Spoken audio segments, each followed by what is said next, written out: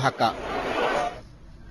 টানা হরতাল অবরোধে আন্দোলনকারীরা সরকারের কোনো ক্ষতি না করতে পারলেও দেশের অর্থনীতির বিরাট ক্ষতি করেছে, যার মূল্য চলতি বাজেটের অর্ধেকেরও বেশি বলে মন্তব্য করেছেন এবিসিসির সভাপতি কাজী আকরাম উদ্দিন আহমেদ। অর্থনীতির উপর হরতাল অবরোধের প্রভাব নিয়ে জাতীয় প্রেস ক্লাবে আয়োজিত এক আলোচনায় তিনি বলেন, হরতাল অবরোধের শুরু থেকেই আন্দোলনকারীরা পরিবহন খাতকে লক্ষ্য করে নাশকতা চালাতে থাকে, যার একমাত্র কারণ অর্থনীতিকে ক্ষতিগ্রস্ত করা। কাজী আকরাম উদ্দিন বলেন, দেশের অর্থনীতি যখন কাঙ্ক্ষিত লক্ষ্যের দিকে এগিয়ে যাচ্ছিল, ঠিক সেই সময় হরতাল অবরোধ অর্থনীতির উপর বিরাট প্রভাব ফেলছে। তাদের বিপরীত পক্ষে যারা রাজনীতি এখন সরকারে আছে তাদের কি ক্ষতি করতে পেরেছে?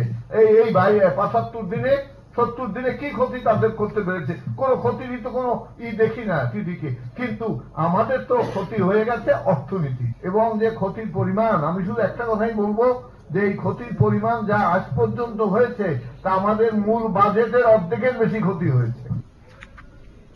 এবার শেয়ার বাজারের খবর। সপ্তাহের দ্বিতীয় কার্যদিবসে সূচক কমেছে 2 স্টক এক্সচেঞ্জে, সেই সাথে কমেছে